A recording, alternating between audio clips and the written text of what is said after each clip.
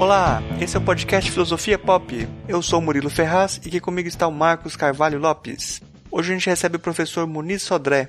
Ele é jornalista, sociólogo, professor emérito da Universidade Federal do Rio de Janeiro, tem mestrado em Sociologia da Informação e Comunicação pela Universidade de Paris IV e doutorado em Letras pela Universidade Federal do Rio de Janeiro. Ele é livre docente de comunicação também pela Universidade Federal do Rio de Janeiro e autor de diversos livros. Esse é o nosso episódio número 54 e hoje falamos sobre pensamento Nagô. Nesse episódio nós temos o texto Mestre Bimba, A Morte de um Filho de Zumbi, de Muniz Sodré, interpretado pela atriz Maria Elisa. O Filosofia Pop agora tem também canal no YouTube. Acesse youtube.com/filosofiapop e faça inscrição no nosso canal. Você pode acompanhar também pelo site filosofiapop.com.br, pelo Twitter como @filosofia_pop e pelo Facebook na página facebook.com/podcastfilosofiapop, tudo junto. Tem também o nosso e-mail, contato@filosofiapop.com.br. Para receber os episódios quando eles forem lançados, você pode assinar o nosso feed no celular. No site tem um guia explicando como fazer. O Filosofia Pop é um podcast que aborda a filosofia como parte da cultura. A cada 15 dias, sempre às segundas-feiras, a gente vai estar aqui para continuar essa conversa com vocês. Vamos então para a nossa conversa sobre o pensamento Nagô.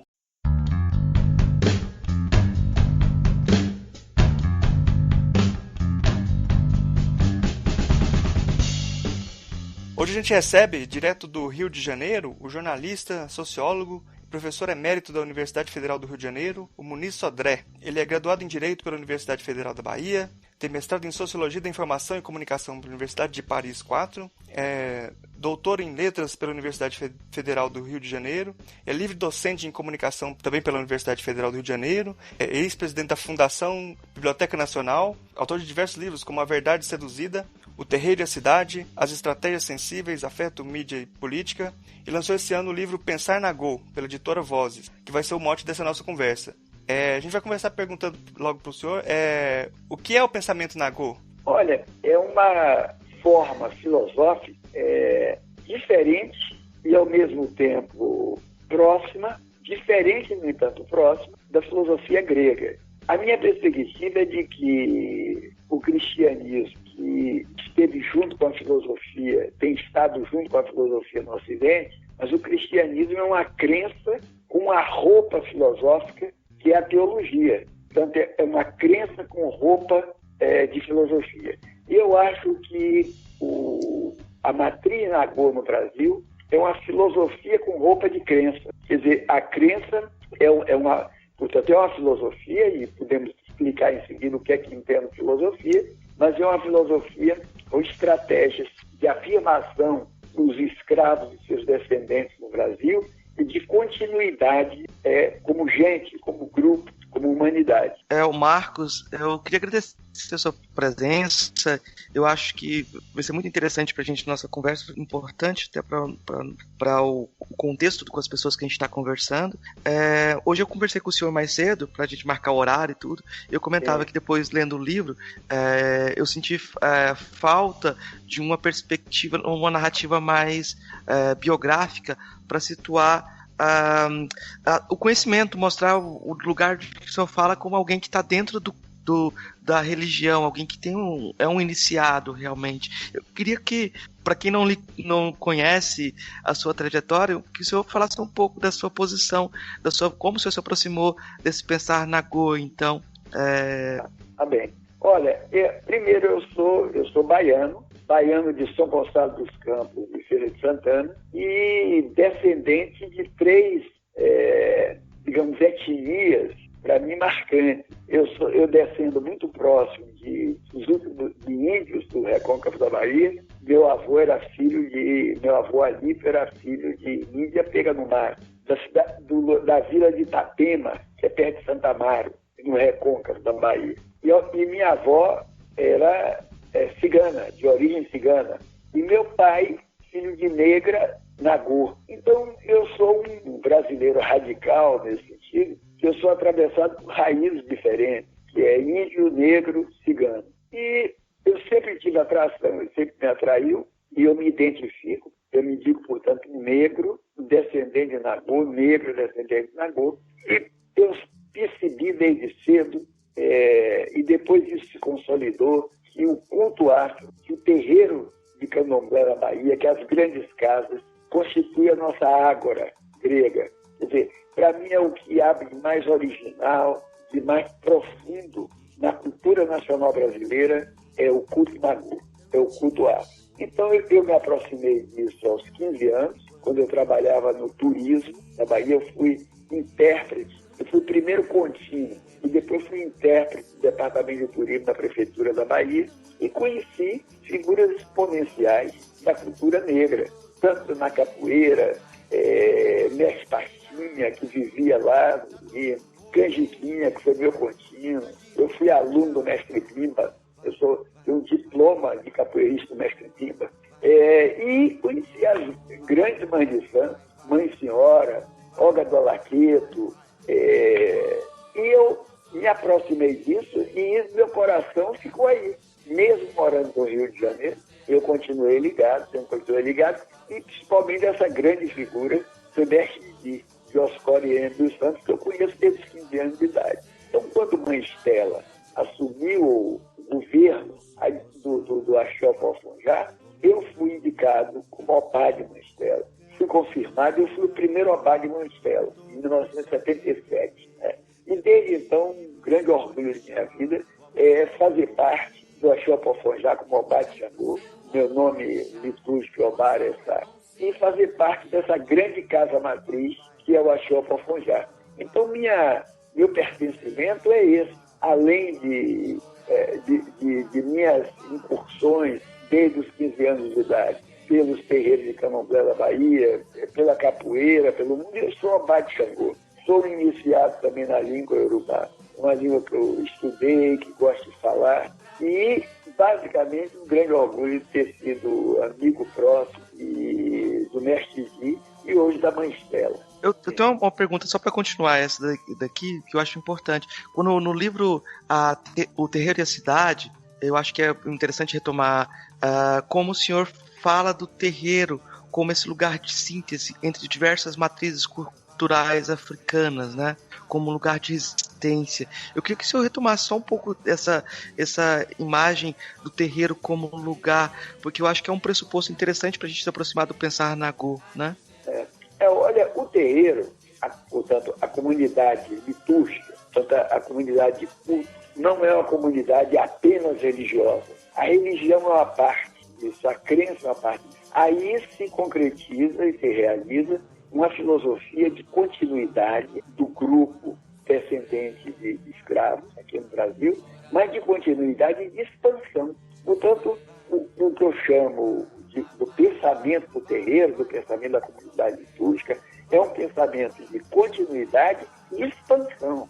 Expansão de quê? Expansão nos acordos, nas alianças, na persistência, da tentativa de inserção na sociedade global branca brasileira.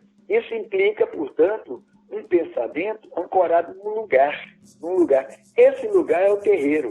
O terreiro, o que é um terreiro, por exemplo? Um terreiro a que eu pertenço, a Axé Pofonjá. Eu acho que uma metáfora de toda a África. Cada pequena casa relativa a um orixá, a um santo, corresponde a uma região inteira africana, uma região que cultuava um daqueles orixás, daqueles santos. Então, é uma grande metáfora espacial da África, o terreiro. Essa metáfora, no entanto, tem consequências concretas, consequências reais e efetivas sobre a vida brasileira, sobre a vida nacional.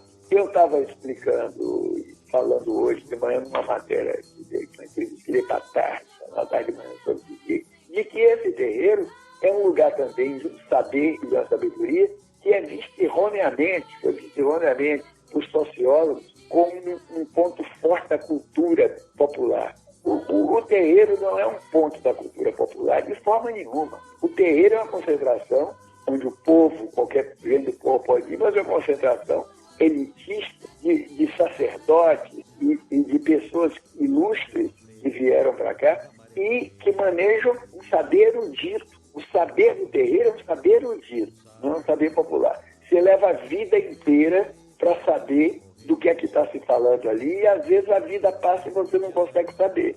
Né? Portanto, é o lugar da nossa filosofia. Mas eu entendo filosofia aí como um modo de vida. Filosofia não é essa masturbação intelectual que, às vezes, as escolas de filosofia, os institutos de filosofia fazem. Filosofia é um gênero de vida, é um modo de vida e, ao mesmo tempo, a filosofia é um reflexo da paixão de você pensar a vida, pensar o cosmos, pensar a existência. Tudo isso ocorre no terreiro. As pessoas podem não dar esse nome.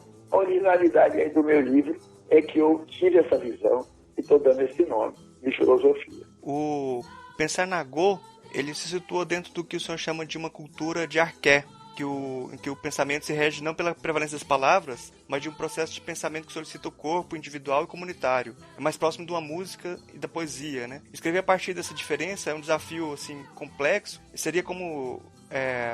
porque seria como escrever o que precisa ser vivenciado, assim, nesse que você já começou falando, assim, em vez de ser muita teoria, mais uma coisa de ser vivenciado.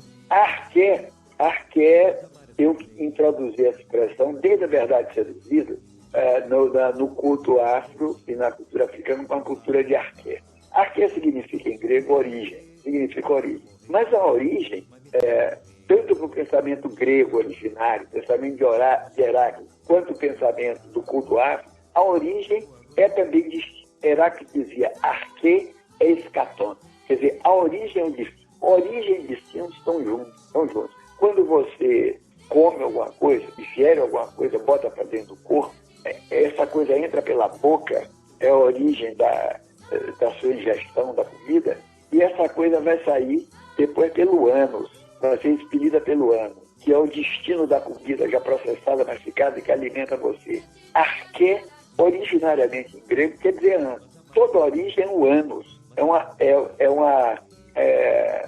um ânus porque ela é ao mesmo tempo início e é fim. Então, arqué não é um passado atualizado. Arqué é um princípio, mas não um princípio temporalmente marcado. É um princípio como lei de constituição das coisas que está sempre aí. Então, o culto Nagô, o culto africano, é um culto às origens, mas não é um culto de reverência ao passado, simplesmente. É de referência ao princípio que constituiu cada uma das pessoas, cada um de nós. Então, nessa arqué, o que está no início, o que está na origem, está ao mesmo tempo, portanto, significa pensar a vida sem separar a vida da morte. Vida e morte estão juntos, devem ser pensados juntos, porque o que dá sentido à vida é o limite dela. E o limite da vida é a morte. Você só dá sentido às coisas quando você enxerga um limite para as coisas. Então, quando você pensa a vida, você não pode... É ruim morrer. Individualmente, quem quer morrer quer demorar mais, mas vai morrer fatalmente. Mas é a morte, é esse limite que dá um sentido à vida. Então, você tem que pensar vida e morte juntos. Ora, o pensamento Nagô, a filosofia Nagô, é uma reflexão sobre vida e morte. Isso significa o quê? Como é que você pode viver melhor? Como é que você pode morrer melhor? Por isso que tem em Cachoeira uma irmandade da boa morte. Mas o culto em si mesmo é um culto da boa vida.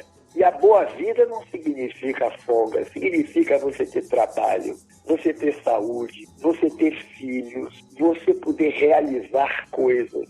A sua capacidade, a sua potência para realizar coisas está no centro desse pensamento. Essa capacidade de realizar e de fazer se chama axé. Essa axé que é uma palavra tão popular aí na Bahia. Mas axé significa isso. Axé é a potência de realizar, a potência de ter filhos, a potência do trabalho ser produtivo, a potência de ter saúde, a potência de construir, a potência de levar uma boa vida. Isso está no centro da filosofia.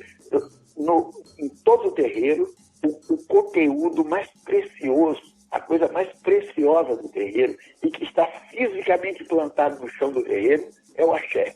O axé está plantado aí. Ele está plantado aí. Portanto, o que é que esse axé? Potência.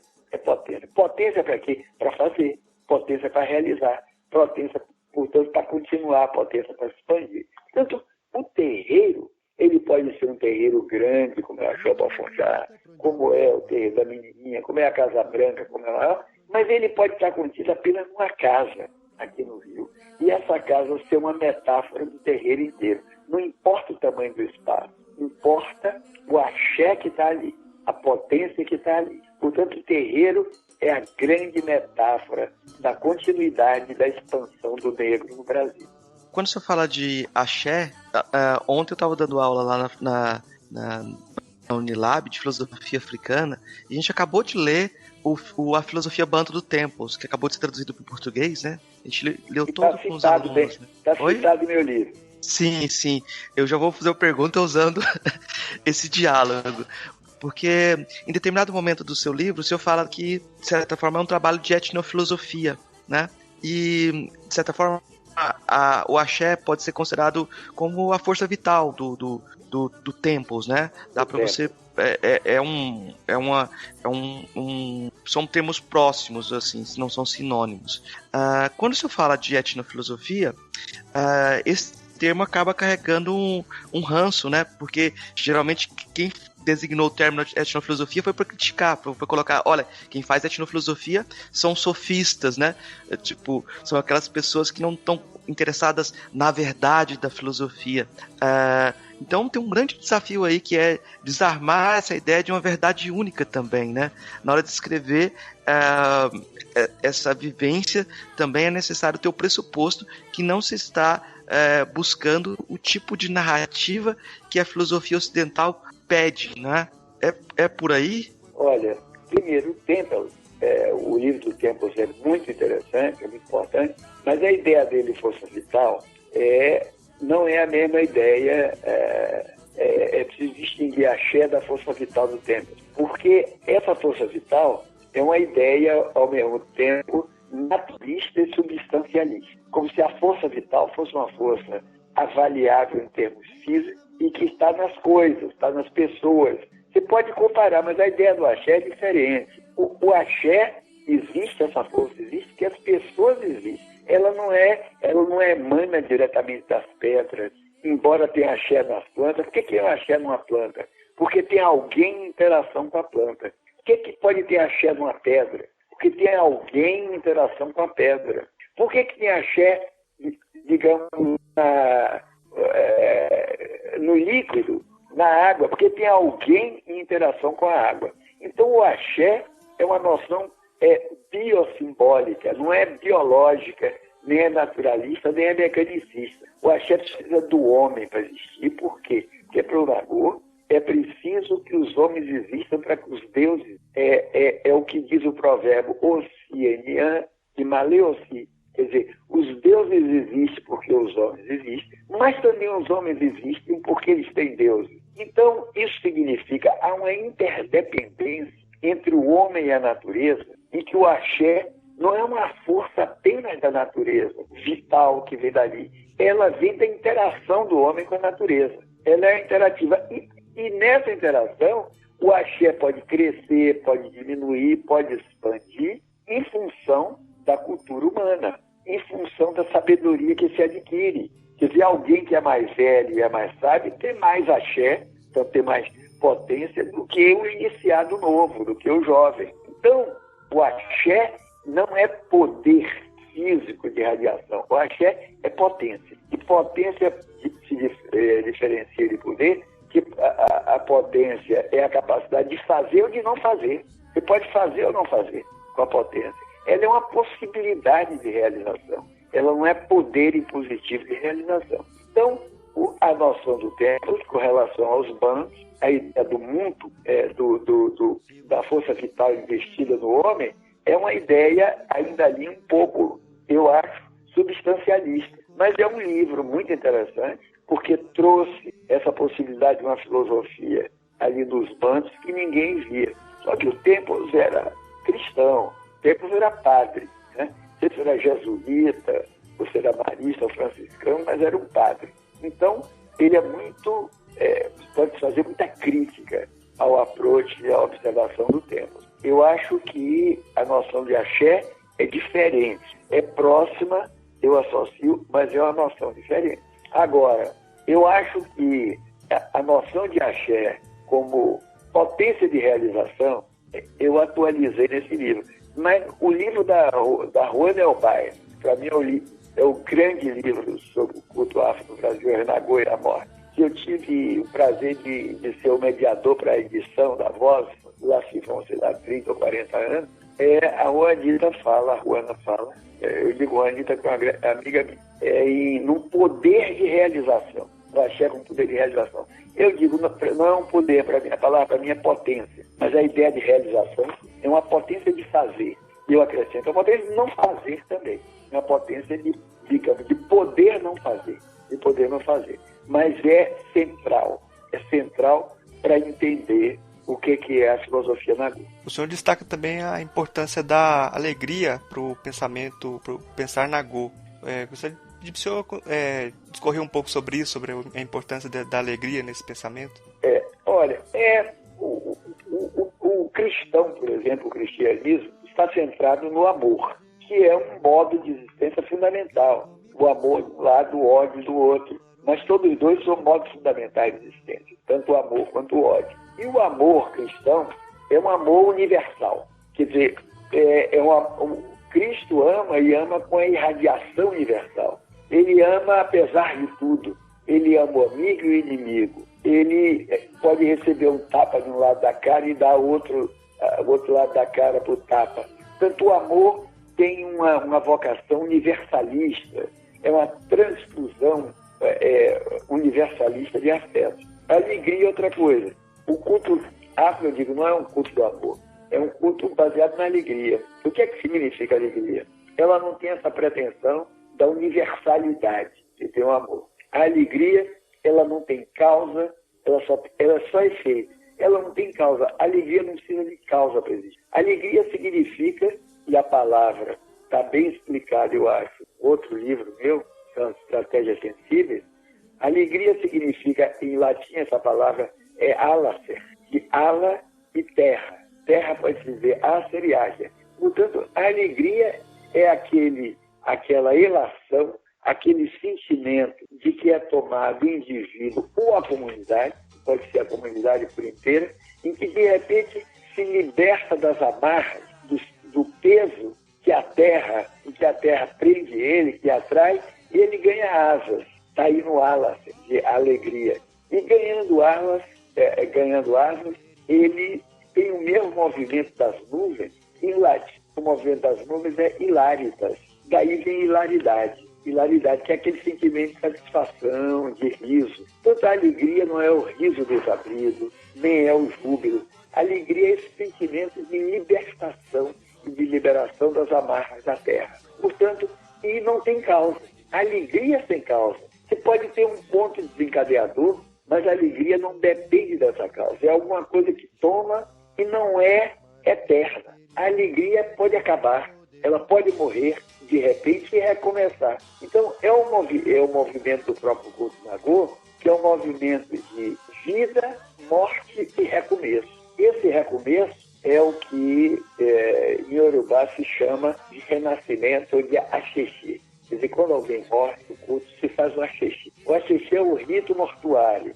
é o rito de morte, mas é também a palavra para dizer o renascimento, para dizer que a vida continua, retorna sempre a despeito da morte. Exatamente na morte, a vida vai continuar. No filho, na palavra de quem morreu, que é a palavra ética. Olha, então, o culto da alegria, a alegria fundando o culto, é ao mesmo tempo, do ponto de vista filosófico, uma incitação a que você preste atenção às coisas que são valiosas, mas não têm causa imediata. Portanto, a alegria contesta o princípio grego da causalidade, o princípio aristotélico da causalidade, que todo efeito tem necessariamente uma causa que você pode determinar. Não há efeitos que não têm causa, e acontecem de repente. E há efeitos que não são matematicamente derivativos nem continuistas. Portanto, a matemática das derivadas das contínuas não se aplicam. É como uma estrela que, de repente, no céu morre, mas morrendo a energia dela é muito grande, produz efeitos. A alegria é essa estrela. Então, nós temos que tomar a categoria da alegria para pensar, digamos, nas coisas fortes, nas emoções fortes, nos afetos fortes, que às vezes nos vêm sem causa, que têm efeitos fortes e que não pretendem ser eternos, mas eles são transformadores quando aparecem. Então, De repente você tem um grande afeto em que você, digamos, olha, essa ordem social que está aí é injusta. Eu gostaria que essa ordem social se transformasse, que essa ordem social se acabasse. E aí você pode escrever um livro sobre como terminar essa ordem social. Você pode fazer um movimento subversivo para acabar com essa ordem social. E isso vem sem causa determinada. Não é a causa lógica que determina isso. Isso vem da alegria. Porque o que é a alegria? É o reconhecimento do real, da realidade, tal e qual ele existe. Mas tal e qual ele existe para não fazer mal a você. Então, se uma ordem social existe lhe fazendo mal, se uma ordem capitalista, opressiva, uma ditadura, a primeira coisa que você tem que fazer é reconhecer que ela existe, aceitar. Ela está aí, eu aceito. Ela é assim, eu tenho que aceitar, eu não tenho que negar. Eu não tenho que varrer para debaixo do tapete. Eu aceito. Mas aceitando, ela me torna alegre, ela me reconhece como indivíduo vivo, ela reconhece a minha vida? Não. Então, qual é a relação que eu tenho com ela? É uma relação de luta. Portanto, o culto Nagô não é um culto de resignação. A luta, o combate, aceitar o antagonismo, aceitar o conflito, faz parte dele. Por que faz parte? Porque o princípio de movimentação desse antagonismo está inscrito na filosofia da Nagô, com o nome de um orixá chamado Exu. Exu é esse princípio antagônico. Exu é o pai da luta. É por isso que em todo culto, antes do início do culto, de qualquer festa, de qualquer... As pessoas, as sacerdotisas, as mulheres, despacham Exu.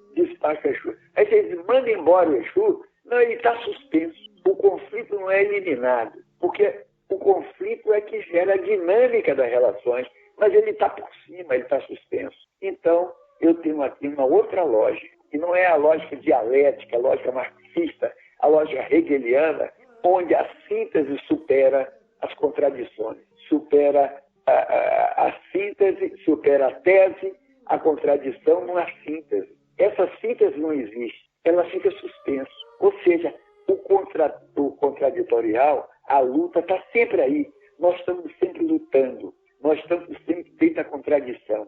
E é isso que Exu nos ensina. Portanto, através de Exu, ou por meio de Exu, eu tenho uma lógica diferente da lógica dialética. A lógica que fundou o Ocidente, a lógica que fundou o cristianismo, a lógica que fundou o marxismo.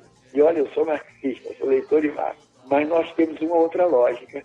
E como é que se chama essa lógica? É a analogia, não é a contradição.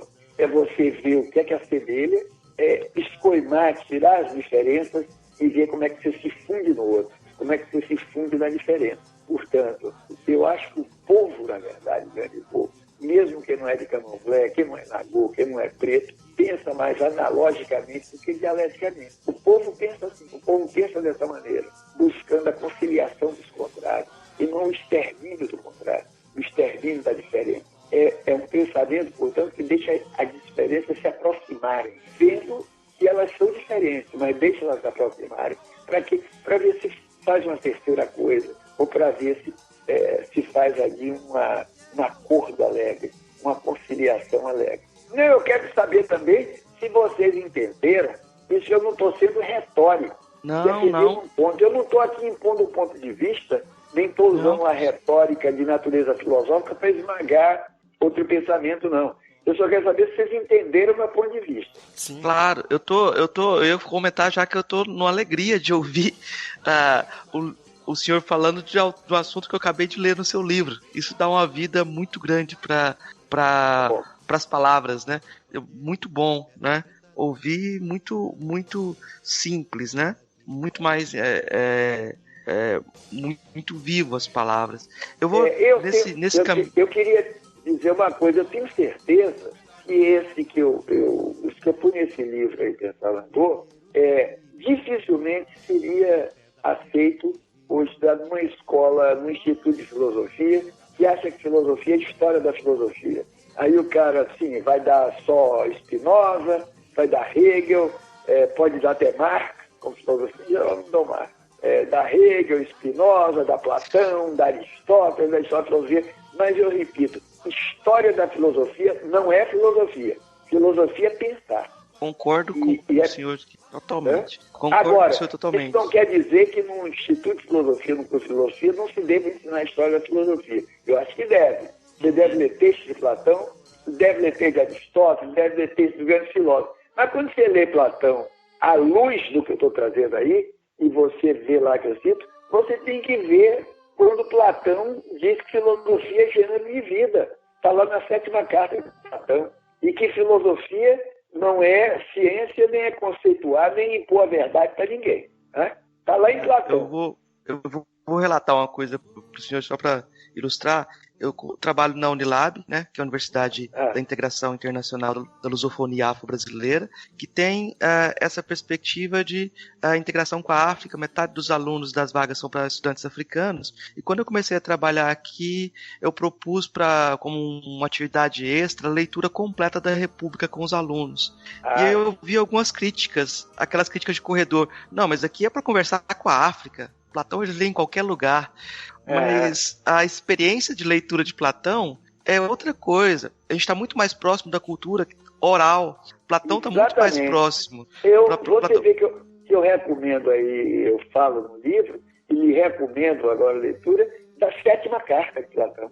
É na 7ª carta que ele joga as coisas muito claras. É um livro, eu acho que não é muito lido. Na 7ª carta, onde ele diz o que filosofia é.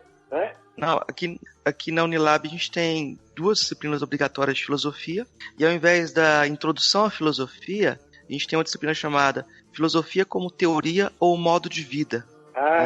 Muito bom. Eu acho que esse meu trabalho entra aí, bem nessa perspectiva. Claro. Mas a segunda disciplina é a Filosofia Africana. Se você tem essas 2 disciplinas como obrigatórias. E ontem nessa aula de filosofia africana, eu coloquei um aforismo no quadro lá para o pessoal pensar. Esse aforismo está no seu livro, que é Exu matou um pássaro ontem com a pedra que atirou hoje. E o senhor usa esse aforismo. Esse é um capítulo. Esse é um capítulo. Eu acho um mote de do livro. Que o senhor usa para pensar a questão do tempo. Vou pedir para o senhor explicar um pouco para o ouvinte, para aguçar a curiosidade dele para ir atrás do livro. Vai ser difícil explicar isso para o ouvinte agora. Não é porque é tão complicado, que seria muito longo. Mas o que eu quero dizer é o seguinte: quando diz, olha, que Exu matou um pássaro ontem com a pedra que atirou hoje, eu quero dizer que Exu está criando o tempo dele. Que o tempo, na verdade, não é um conceito estático, fixo, não é uma coisa que vem do passado. Isso é o corpo humano, a vida nossa. Segue essa linha, essa trajetória. Começa vem do passado, está no presente e no futuro vai perecer, vai decair, vai morrer. Mas o tempo, na verdade, é uma construção. O tempo é uma maneira de você medir a sua experiência de vida. É uma medição. O tempo é uma medição. Só que esse tempo não tem na vida que levamos, embora nós fomos jovens, vamos envelhecer, vamos morrer, o tempo não é isso. Ele não tem, pode dizer, o tempo que passou, ele não é apenas isso, não é essa linearidade. O tempo também é uma coisa que nós construímos e podemos fazer ele reverter. Podemos voltar atrás e voltamos o tempo inteiro em nossas experiências, em nossas relações, em nossos momentos de vida. E o que o Exu está mostrando aí é que o tempo é criado pelo acontecimento. É o acontecimento que desencadeia a temporalidade, que desencadeia a ideia de tempo, a noção de tempo. Então, nesse acontecimento, o tempo, portanto, não é uma coisa estática, exterior a nós.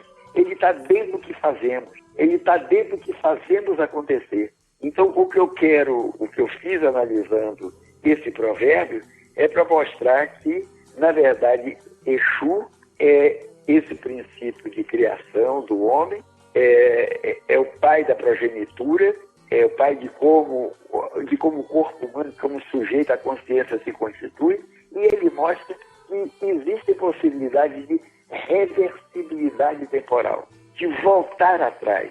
E nós voltamos atrás de várias maneiras. Nós voltamos através dos sonhos, por exemplo. O sonho é uma experiência real. Nós podemos sonhar, não sonhar à noite, mas sonhar em outras noites, e ter muita experiência de sonho, onde as coisas têm uma verdade externa a nós, a verdade do sonho, não é a verdade nossa. A verdade do sonho é a verdade externa a nós. E nós vemos que nós voltamos no tempo. Mas não é só no sonho. Nós voltamos também nos traumas que sofremos, nos sofrimentos que temos. Nós voltamos sem saber que voltamos. Então, o tempo está, através dos acontecimentos da nossa vida, o tempo inteiro está revertendo, voltando e nos incitando, portanto, a fazer pausas. Que quando nós pensamos o tempo dessa linearidade para frente, passou a hora, passou o minuto, e cada vez mais com esse tempo acelerado que as máquinas estão levando a fazer, o iPhone, o computador, o telefone, a vida moderna, nós estamos desaprendendo o valor da pausa, o valor do silêncio, o valor da intermitência, o valor de parar um pouco para contemplar, né?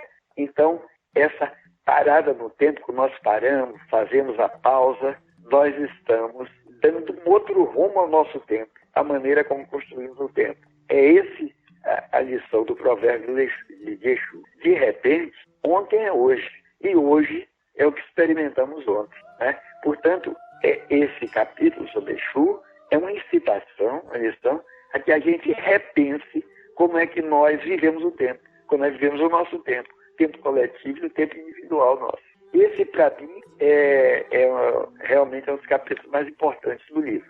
Uma coisa que o senhor até já tinha falado sobre isso, que no pensamento que a gente tem mais contato, de formação ocidental, assim, que o pensamento cristão, a gente vive meio que formando tudo em dicotomias, assim, de bem e mal, de certo e errado, de dividir as coisas muito nessa dicotomia.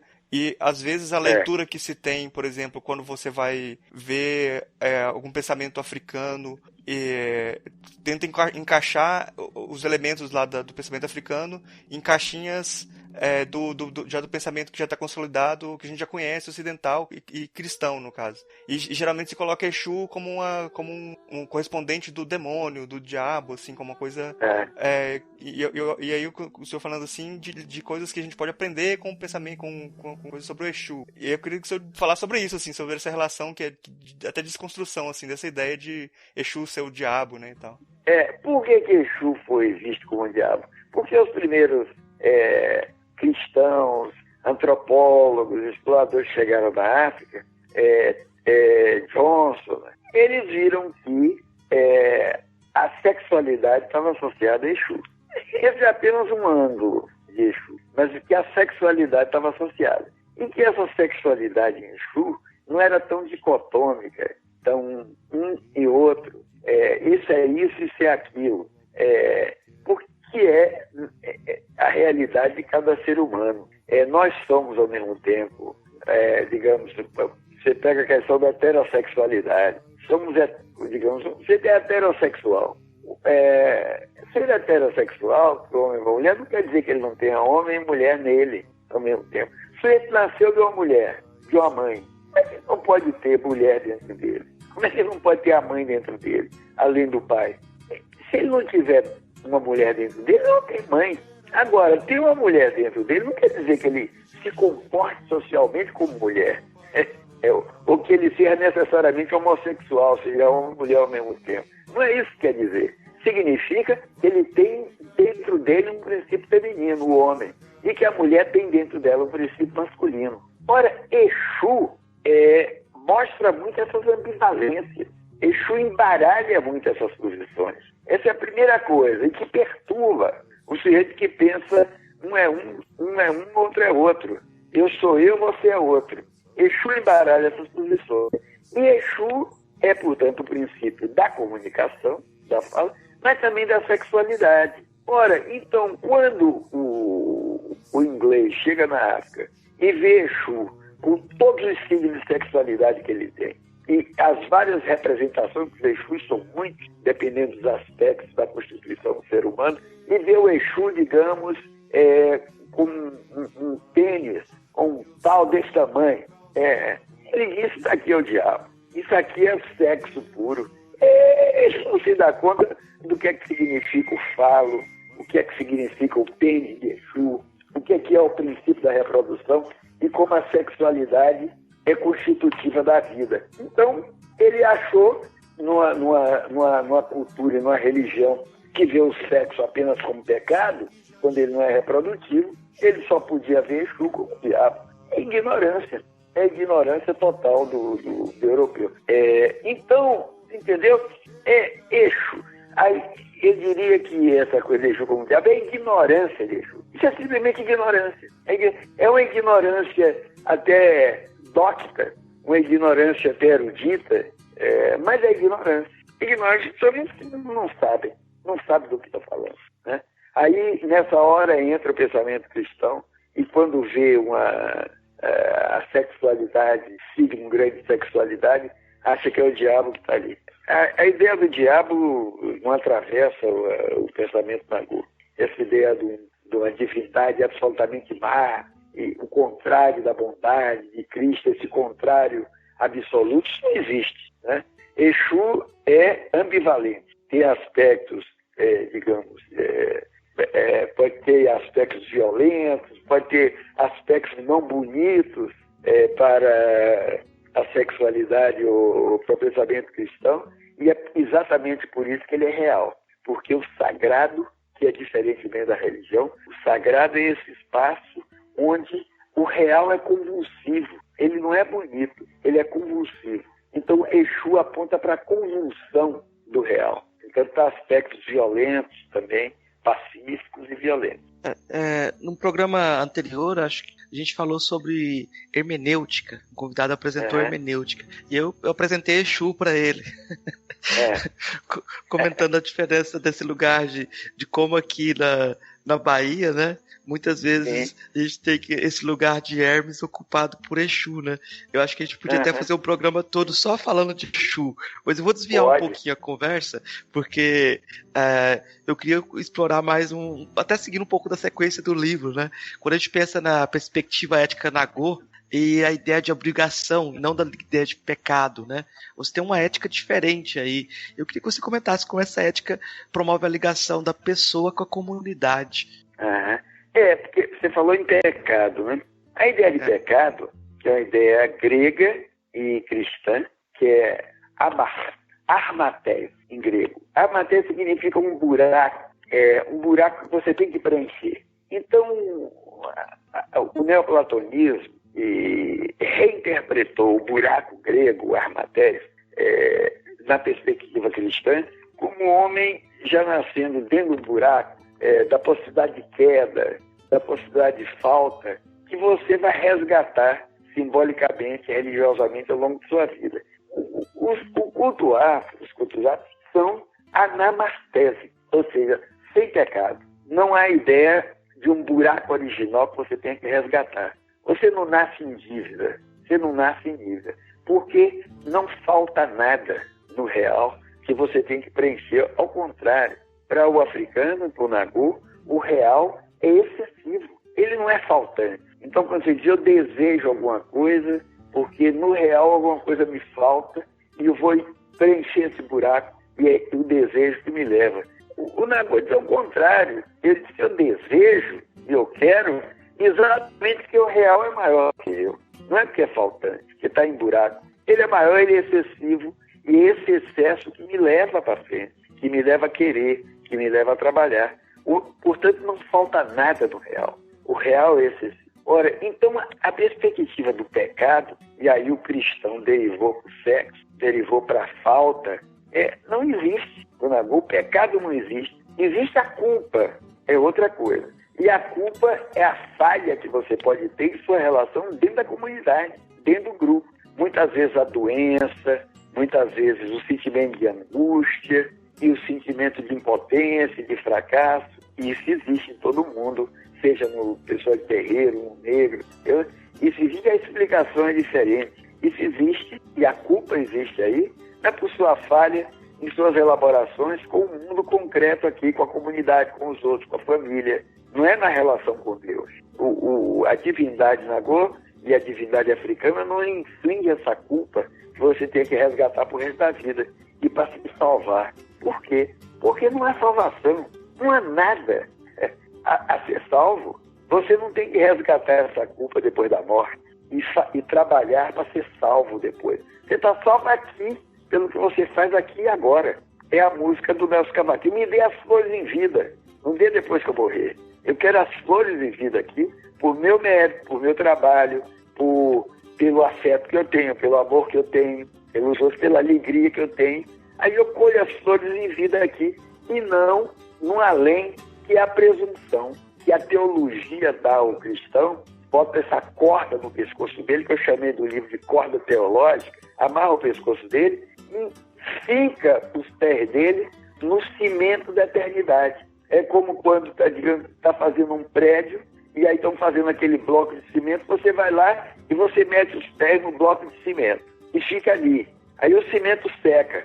De repente, quando o cimento secar, você está com os pés dentro do bloco de cimento seco. Esse bloco de cimento é a presunção que você tem que você é eterno. Você vai morrer e vai ser eterno. Você vai ser eterno como? Junto ao Espírito Santo, junto à transcendência, que vai lhe dizer que você não é tão pecador assim como o padre meteu na sua cabeça que você é. Você não é pecador coisa nenhuma. Você é um ser humano com seus defeitos, suas dívidas a pagar aqui mesmo. Não é no além. Então, a questão do pecado leva à questão da alegria. A alegria não pressupõe o pecado. Ela não pressupõe o pecado. Porque quando você está dentro da lógica do pecado, falta uma coisa do real. Você não pode reconhecer o real tal como ele é, porque tem alguma coisa faltante nele, que é um buraco que você tem que preencher. E esse buraco está dado antes mesmo que você nasce, ou quando você nasce. Ora, e a alegria, ao contrário, a alegria é o reconhecimento do real tal e qual ele existe. Tal e qual ele existe. Agora, se ele existe de modo insatisfatório, Exu entra, você tem que lutar contra ele. Mas o real existe de forma maior do que você. E, portanto, a afinação, a relação que você tem comigo, a relação com o mundo, é uma relação de afinação. Não é uma aprovação intelectual que você faz do real, é uma afinação, como quando você afina as cordas de um violão. Se você toca violão ou toca um instrumento, você sabe como é que você afina o instrumento. Digamos, violão, eu tenho aqui na minha frente agora um violão. Eu gosto de tocar violão. Aí eu tenho a corda Mi, a corda Lá, a corda Ré, a corda Sol, a corda Si e o Mi lá embaixo. Como é que esse violão está afinado? Quando essas cordas soam harmonicamente umas com as outras. Aí a afinação. Portanto, a alegria significa a afinação que você tem com... Não falta nada de repente, por um instante. Você sabe que vivendo falta o salário no final do mês, falta a saúde, falta o atendimento médico, mas há um instante em que você está afinado. É nessa afinação que a alegria vem. Não tem lugar aí para o pecado, não tem lugar para a purgação, não tem lugar para você matar ninguém em nome de Deus, como os fundamentalistas estão fazendo. Ah, você não acredita em Deus? Você não é igual a mim, eu corto seu pescoço. Não é isso que os fundamentalistas estão fazendo? Cortando o pescoço em público das pessoas. O sujeito que atropelou as pessoas em Nova York a semana passada, acabou de atropelar e saiu do caminhão e disse em nome de Deus. Deus é todo poderoso. Que Deus, esse que leva alguém a acabar com a vida do outro. Esse Deus não é Nagô. Essa divindade não é Nagô. Não é Yorubá. A filosofia, o pensamento Nagô é um pensamento sem fundamentalismo. Portanto, não sendo fundamentalista, ele não tem uma verdade absoluta para matar por ela. A verdade é consensual, a verdade é relativa, a verdade é da comunidade, é do grupo. Portanto, é um pensamento sem verdade absoluta. A hipótese da verdade absoluta não pertence a ele. Não pertence a ele o pecado também. Professor, quando a gente fala de contingência, para aprender a lidar com a contingência, é um consenso que a narrativa é mais capaz de fazer isso, né? Contar histórias, os contos tradicionais acabam sendo mais capazes de lidar com a contingência do que as teorias, né? Porque as teorias se fecham em si mesmas. Esse é meu último capítulo do livro, eu falo disso.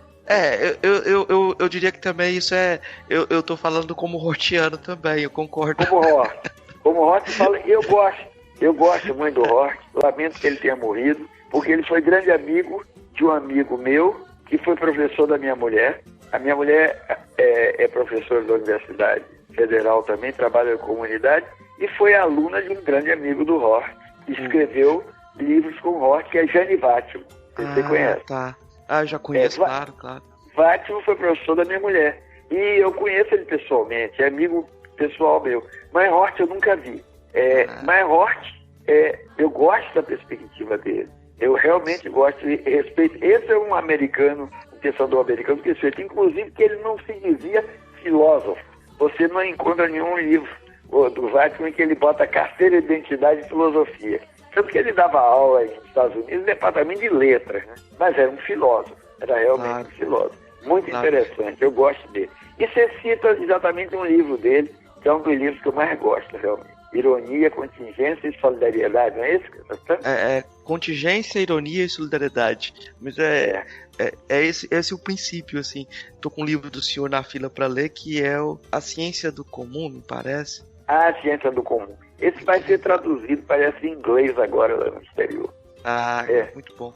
Esse é um livro sobre comunicação. Sobre comunicação. Sim, e tem um diálogo já com o Hort, me parece, nele. Tem. Mas não. Tem, sim. Mas vamos desviar do Hort, que eu vou voltar aqui pro pensamento na Gosto. Senão é muita coisa que a gente pode explorar. O senhor não vou explorar tudo hoje, não.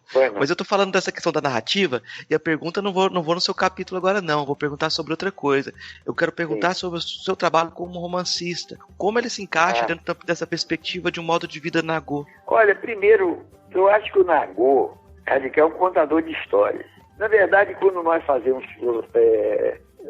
ciências sociais e quando fazemos filosofia, nós estamos contando histórias. Só que são histórias racionais, pretendem ter uma racionalidade. Mas é história que nós contamos sempre. E eu me dou como um contador de histórias. Eu acho que Hort também. É um sujeito que conta histórias, ele sempre foi irônico com relação a ele mesmo. E sempre deixou claro que ele estava narrando conceitualmente. Mas eu, particularmente com relação à história, eu tenho uma atração pela escrita literária. Então, eu já tem muitos anos atrás, eu publiquei um livro chamado Santo Gris, que é Histórias de Mandinga e Capoeiragem. Foi meu primeiro livro, assim, de ficção. Que são contos ligados à capoeira, que eu fui capoeirista, né, aluno de Pimba, na Bahia, e sempre gostei de luta. Eu sou hoje praticante, faixa preta de karatê, mas sempre ligado ao pessoal da capoeira. E eu sempre gostei de ouvir e de contar histórias. Então eu fiz esse Santo Gris, que é meu primeiro livro de contos, e tem uma homenagem a esse livro, que é uma homenagem estendida a mim, com a letra de um conto do livro, feita pelo João Bosco. Você sabe quem é João Bosco? Claro. João Bosco é um grande amigo meu, e ele fez homenagem a mim no disco 1001 Aldeias. Eu estou lhe dando a dica para você entrar no Google, você bota lá o nome da música, chama-se Convocação. Convocação.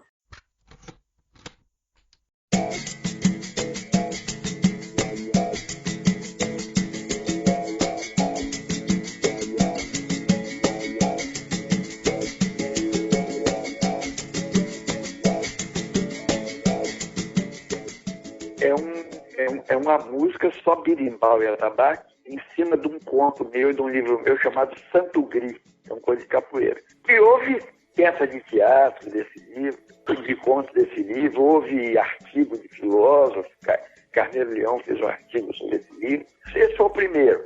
Depois eu fiz um romance, O Bicho que Chegou à Feira, editora Francisco Alves. Esse romance é sobre Feira de Santana.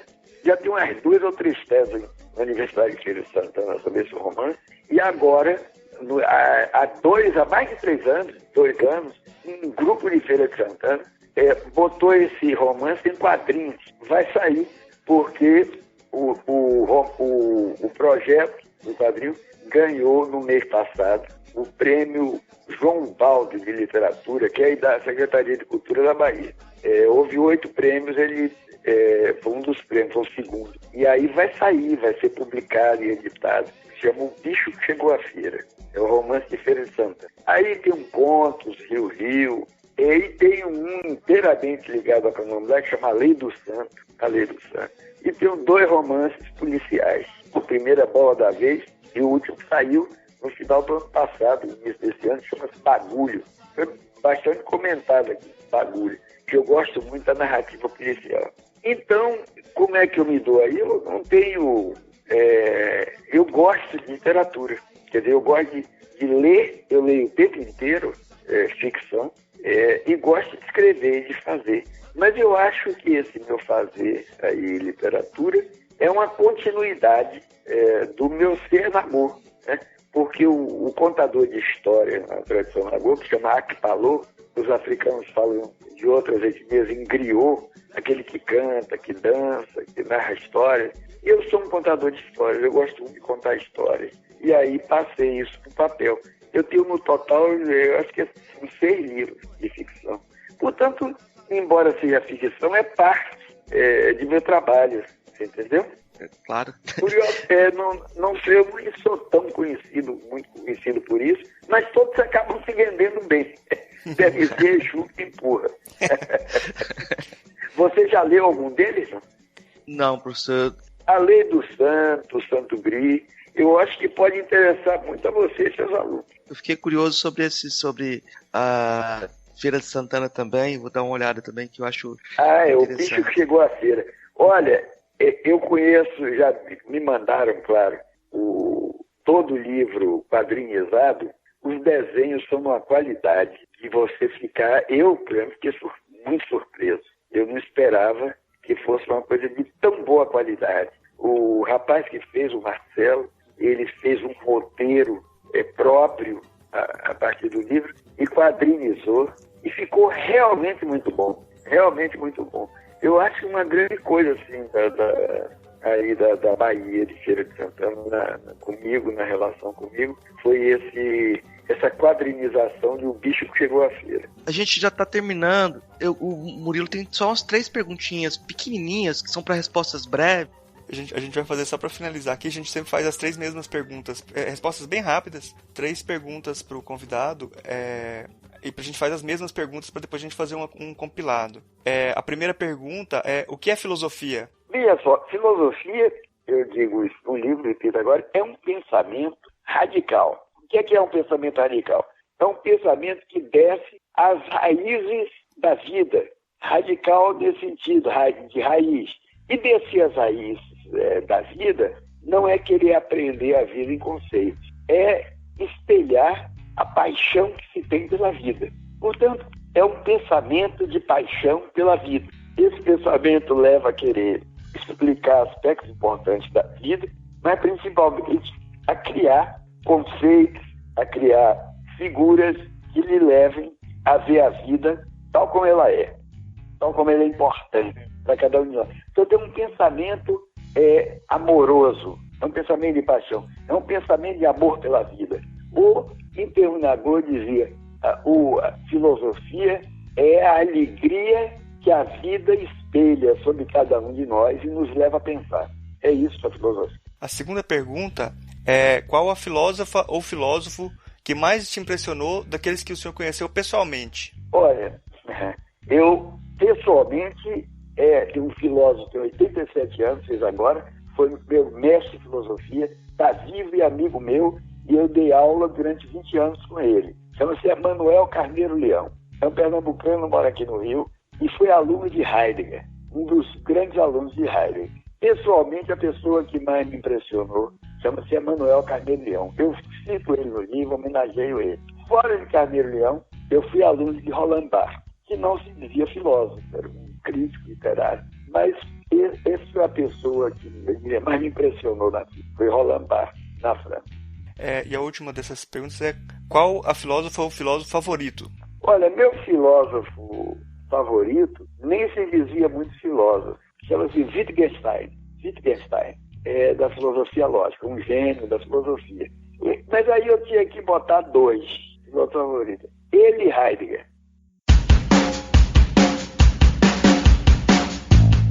Então a gente vai fechando a nossa conversa aqui. A gente, geralmente no final, a gente pede para o convidado dar algumas indicações de coisas para a pessoa procurar, ler ou ver filmes, para se aproximar do que foi dialogado. Então, eu acho muito importante ler o livro da Joana Ronelbein dos Santos, chamado Nagô e Amor. Nagô e Amor. Esse é um. 2. Ler a 7ª Carta de Platão. A 7ª Carta. ler Platão, mas prestar muita atenção na 7ª carta de Platão. Terceiro, ler o 2º e o 3º volume do Capital, de Marx. Eu quando disse meus filósofos, eu esqueci Wittgenstein e Heidegger, que Heidegger não é exclusivamente apenas filósofo, mas eu colocaria Marx também. Então, o 2º e o 3º volume do Capital, de Marx. Leu como filósofo o Richard Rohr. Esse me interessa muito. Leu o Gianni Vattimo. Ler o Vattimo é importante. E, finalmente, para não ficar delirando, eu acho importante para qualquer brasileiro ler Os Donos do Poder, de Raimundo Fauro. Os 2 volumes de Os Donos do Poder, de Raimundo Fauro. Esse para mim, é um grande pensador brasileiro. Né? Marcos, você tem alguma indicação aí para os ouvintes? Tenho indicações, sim. A primeira indicação é de música. Eu vou indicar para os ouvintes ouvirem Do Tamanho do Mar, do Márcio Valverde, que é um músico aqui de Santa Amaro, que ele fez um CD, que a primeira parte do CD, toda ela é baseada no samba chula. Então, em homenagem ao professor Muniz Sodré, que é aqui de Santa Amaro, vou indicar esse Do Tamanho do Mar, do Márcio Valverde. Vou indicar também A História do Diabo, do Willem Flusser, né, que é um filósofo brasileiro, né, de origem tcheca, né, que ele brinca com Exu também.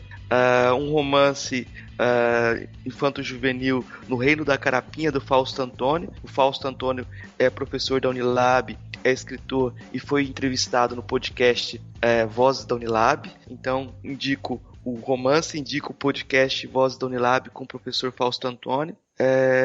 E também a Trilogia da Noite, do Elísio Lopes Júnior, que são 3 peças teatrais desse autor também.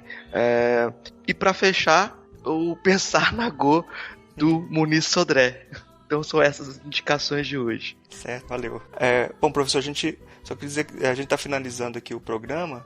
Gostaria de agradecer muito o senhor, a presença do senhor aqui foi muito, muito boa, o papo fluiu muito bem, foi muito bom, você aprende muita coisa, e agradecer demais assim, a sua disponibilidade de conversar com a gente. Que bom. Muito obrigado por seu interesse. E você é de São Francisco do Conde, né? O Marcos está morando lá.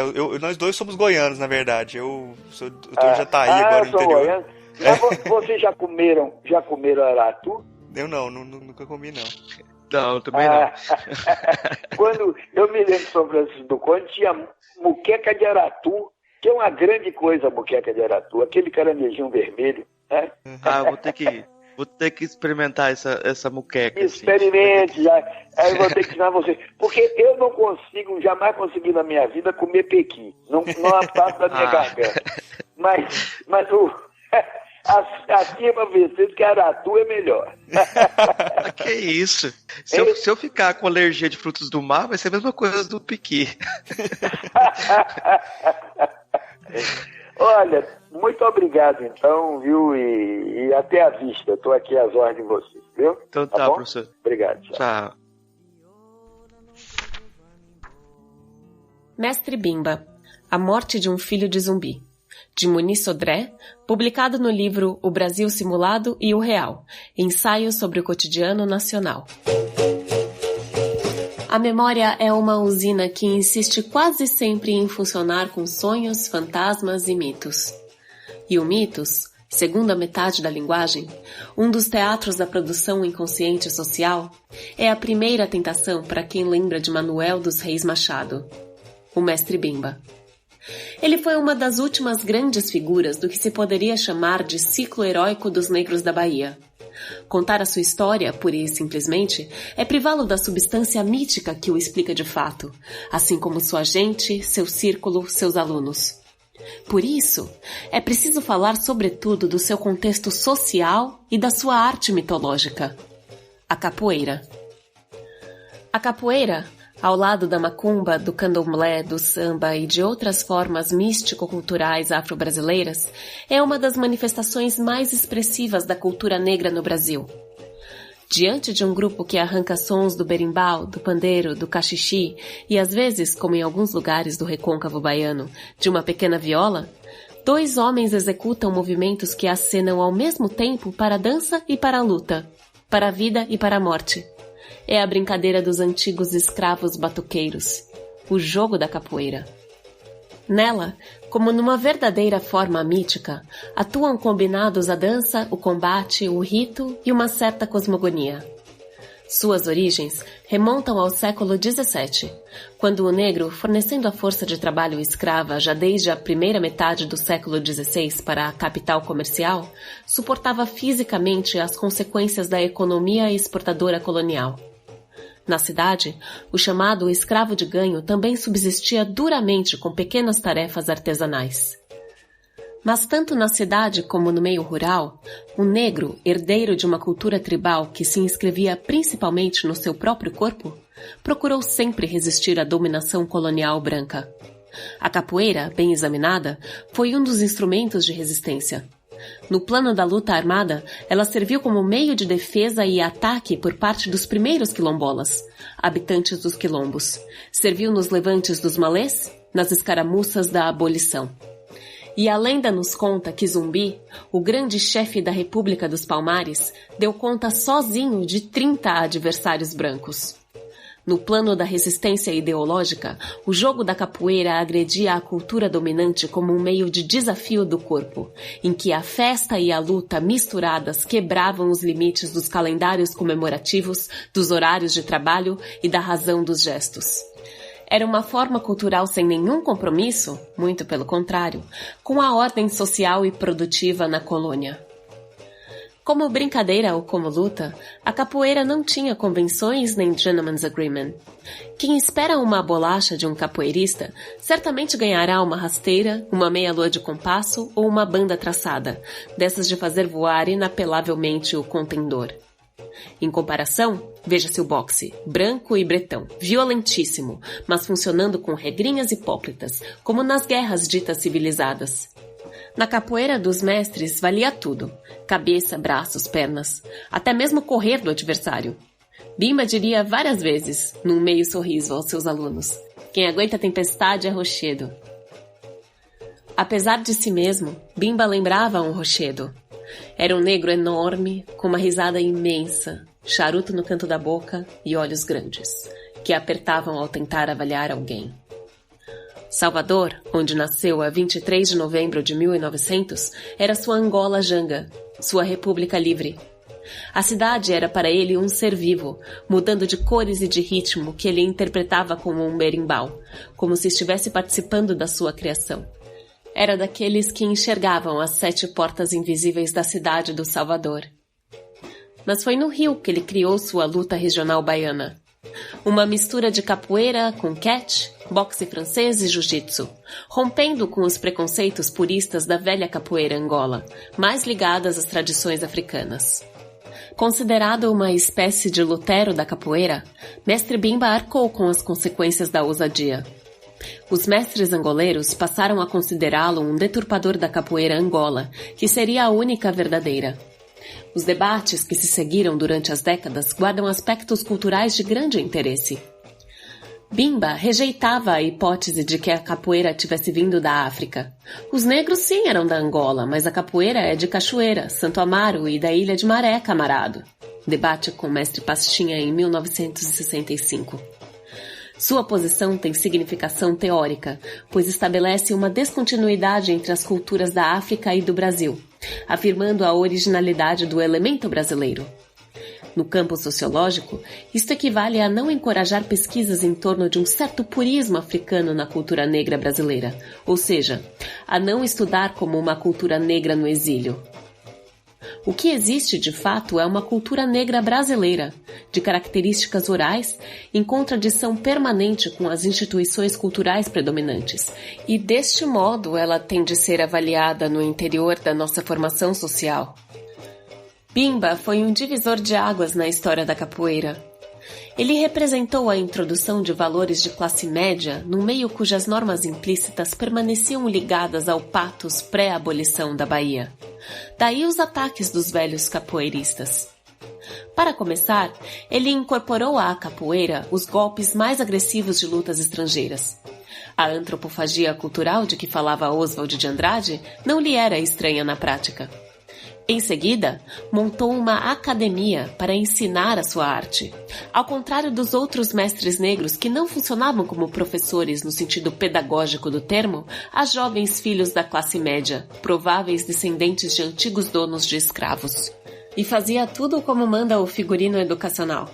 Os alunos passavam por exame e se diplomavam, de roupa branca, numa festa com madrinhas, preleção de formatura, exibições de destreza e a outorga de uma medalha, que o formando pregava orgulhosamente no peito e desafiava qualquer um a tirá-la.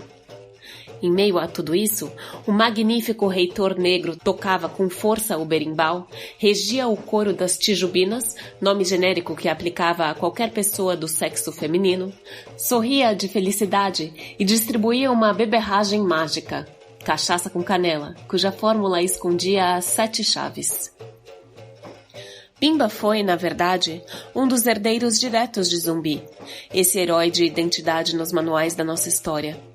Só que a luta de Bimba, como a de outros capoeiristas de seu porte, Besouro Cordão de Ouro, Samuel Querido de Deus, Aberrê, Traíra, Valdemar da Paixão e muitos mais, se travou no plano das representações ideológicas, onde a contracultura negra, pois é mesmo de uma contracultura de que se trata, indicava a sua existência no recesso dos terreiros, na comunicação oral, nas festas de largo e até mesmo na paródia da instituição pedagógica branca.